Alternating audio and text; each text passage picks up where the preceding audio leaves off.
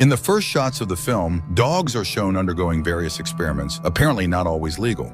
On one of the days at the Korea National Security Council, there are intense debates regarding a recent hostage-taking incident.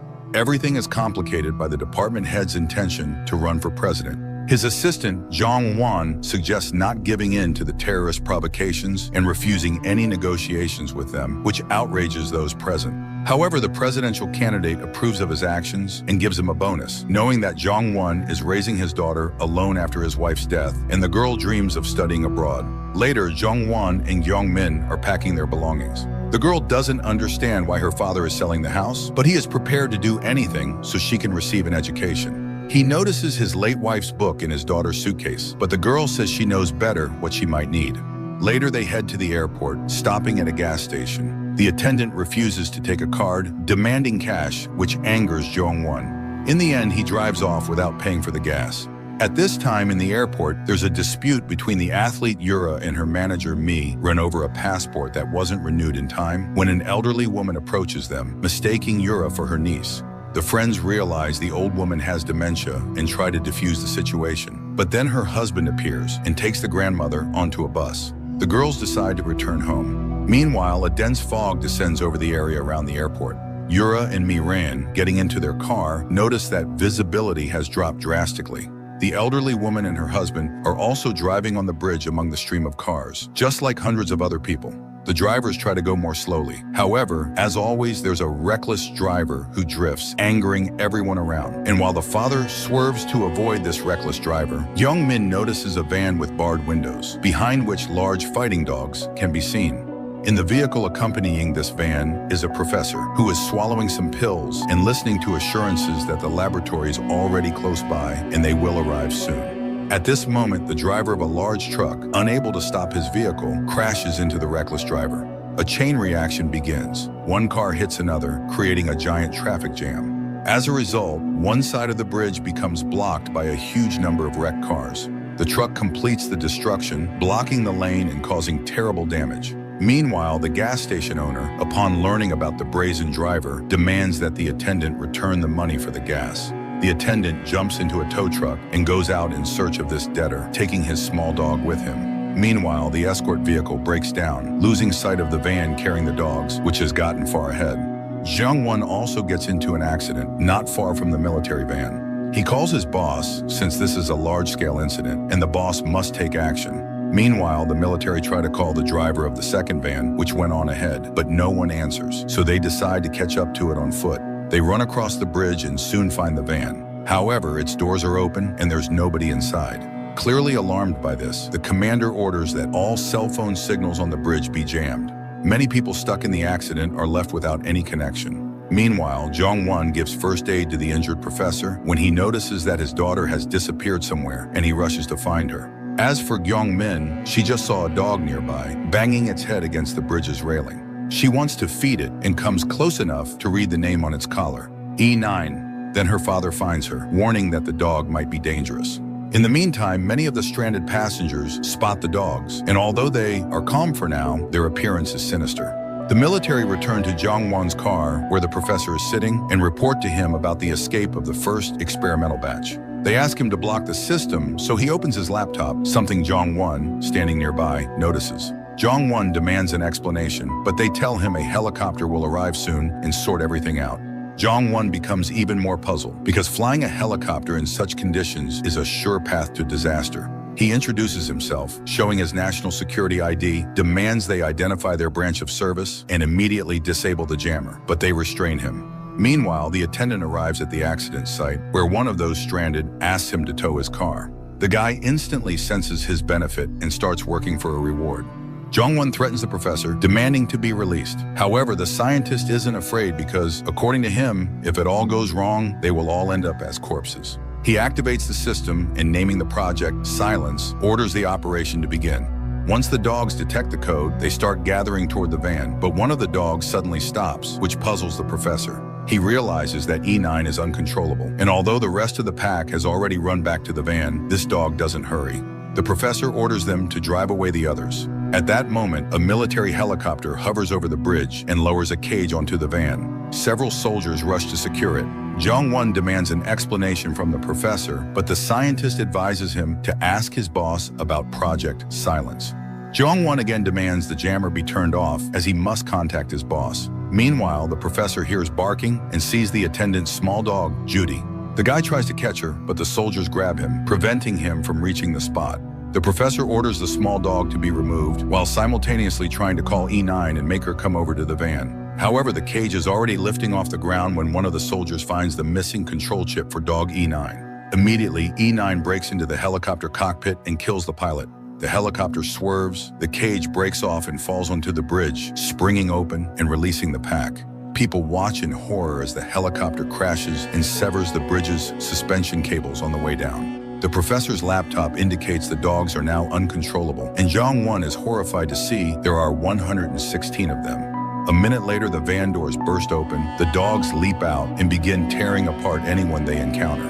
One of them attacks the professor, and Jong-won, barely fighting it off, manages to push the scientist into a car and runs to find his daughter. Just then, the attendant shows up with his little dog. They see a fighting dog stop in front of them until Jong-won realizes it's about to pounce and shouts for everyone to run. Yura and Miran, who also witness the attacks, get ready to defend themselves, with the golfer grabbing her club.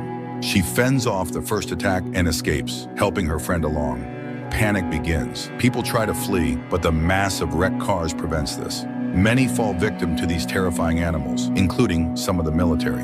The attendant, holding his dog, Judy, tries to hide in a car, but there's already a killer dog inside, forcing him to keep running.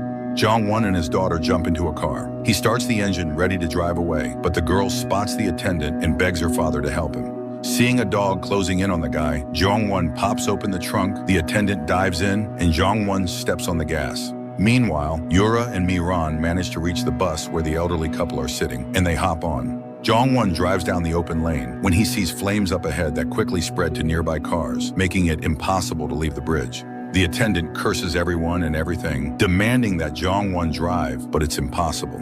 Just then, a dog jumps onto the windshield. Meanwhile, Jong-won's boss learns of the situation and looks for ways to solve it. Helicopters can't fly and boats can't help because the bridge is far above sea level. Besides, he can't make sense of the incoherent reports referencing dogs. Reporters demand answers from the presidential candidate, but he keeps quiet about the problem, promising to resolve it as soon as possible. In the meantime, the dog, realizing it can't reach the people inside the car, leaves. Jong-won revives the professor, who confesses that he was developing rescue dogs, but the military decided that killer dogs would suit their needs better. Just then, the presidential candidate is informed that the military tried adapting the dogs for anti-terrorist operations, but the project was shut down. The specimens were to be destroyed, yet they escaped during transport and are now terrorizing the crash survivors. Jong-won again calls his boss, and this time the connection goes through. The boss tells him to get off the bridge immediately because among the jammed vehicles, there's a tanker carrying poisonous gas. He says that he himself has only just learned about Project Silence and orders Jong-won to tell no one about it. Once everything is over, he'll go to the very top to punish those responsible. At that moment, an explosion happens and the poisonous gas starts spreading across the bridge. The bus driver signals to gather the survivors, and when Jong-won sees this, he tells his daughter to breathe through a cloth and orders everyone to follow him. While his daughter and the attendant escape, Jong-won asks his boss to send rescue teams to the bridge as the suspension cables are on the verge of collapsing. That's exactly what happens. The cables begin to snap.